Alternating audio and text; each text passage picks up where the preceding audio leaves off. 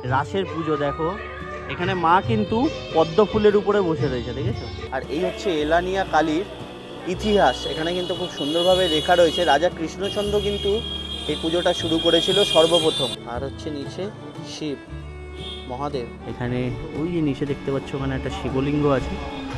আর মায়ের কাজ almost complete হয়ে এসছে, চলছে। আর যদি টোটো চলে আর যদি আমার মতো সকালবেলা আসো তাহলে তো টোটো করে পৌঁছে যেতে পারবে, সেখান থেকে হেঁটে হেঁটে পরপর সব ঠাকুর দেখতে পারবে। নবদ্বীপের সেজ শ্যামা দারুণ সর্বসেরা, সামনেই বসে রয়েছে আমাদের মা এলানিয়া কালী। দেখো তোমাদেরকে একটু উপর থেকে দেখাই। ছোট শ্যামা পুজোর কিন্তু এবার 170তম বর্ষ। গুড আফটারনুন বন্ধুরা, আজকে হচ্ছে 4 নভেম্বর আর কালকেই হচ্ছে নবদ্বীপ আর শান্তিপুরের রাস উৎসব।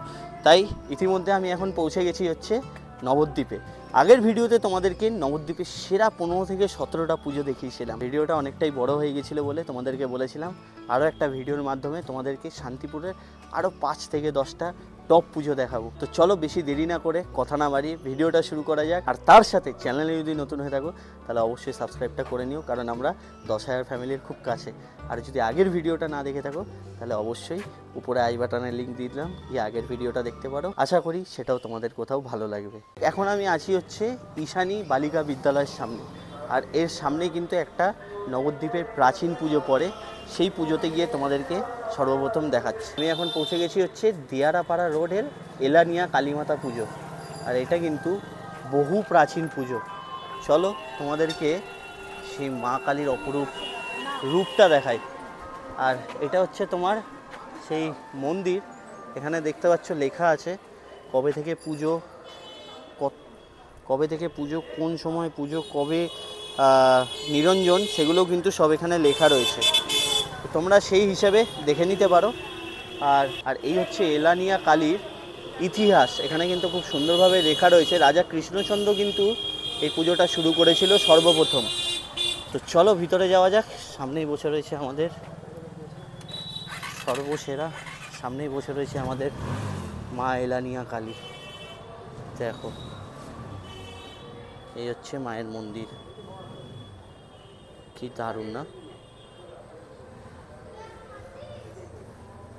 এখানে কিন্তু মাকে সাজ দিয়ে পুরো ঢেকে রাখা হয়, শুধুমাত্র মায়ের মুখখানি দেখা যাবে। আর হচ্ছে নিচে শিব মহাদেব। আর এই যে সামনের যে কাজটা কি দুর্দান্ত, কি দুর্ধর্ষ, দেখো কাজটা দারুণ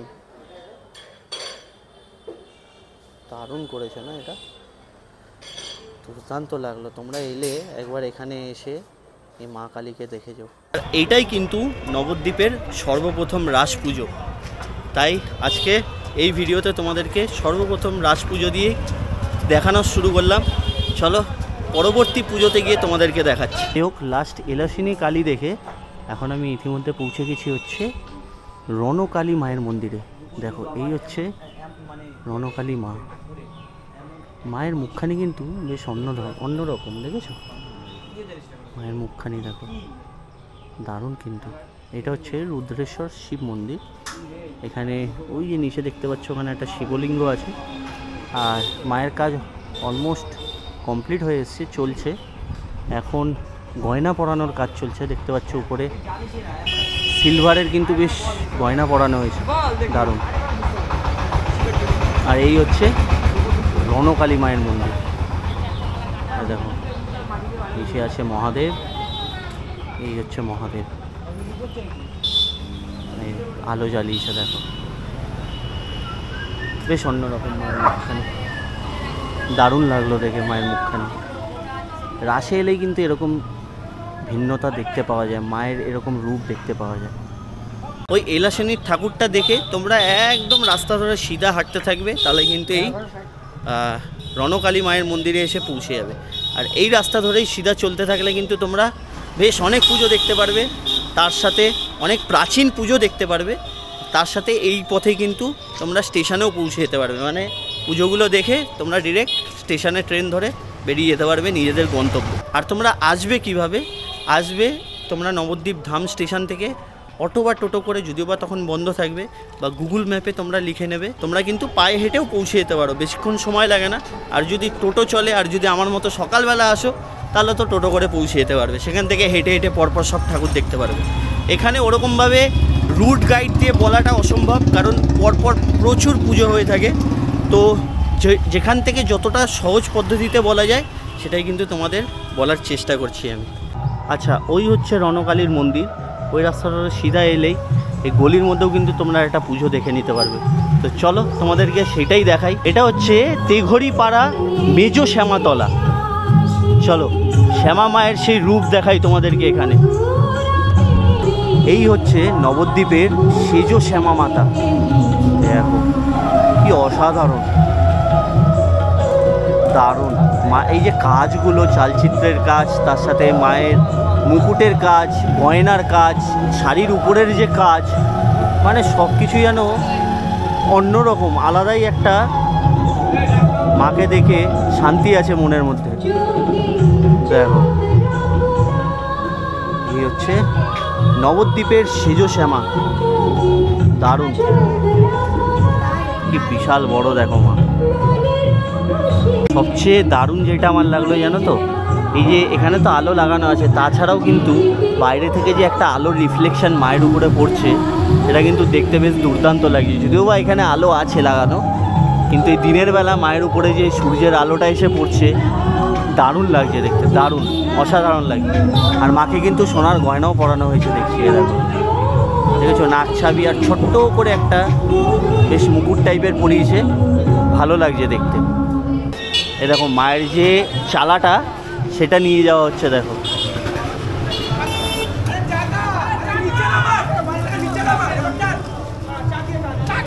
ময়ূরের পালক দিয়ে কিন্তু এই ব্যাকের চালচিত্রটা বানিয়েছে, দেখো।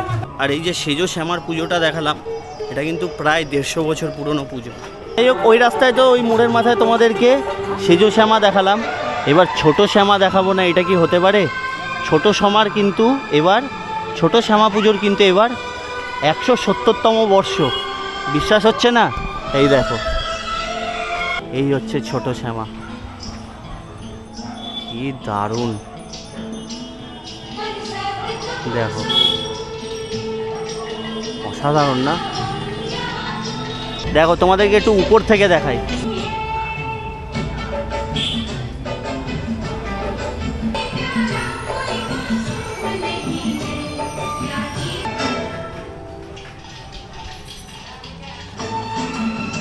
এই হচ্ছে নবদ্বীপ স্টেশন, আর নবদ্বীপ স্টেশনের গায়ে কিন্তু একটা শ্রী শ্রী ভবানী মাতার পুজো হয়ে থাকে, ঠিক আছে।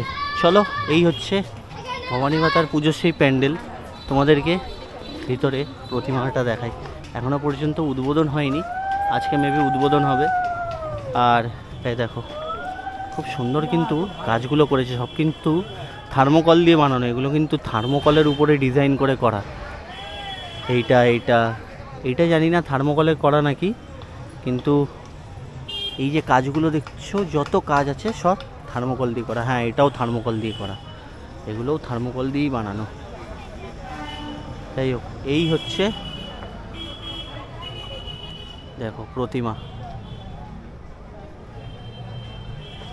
ভালো, বেশ ছোট্টর মধ্যে বেশ ভালো বানিয়েছে।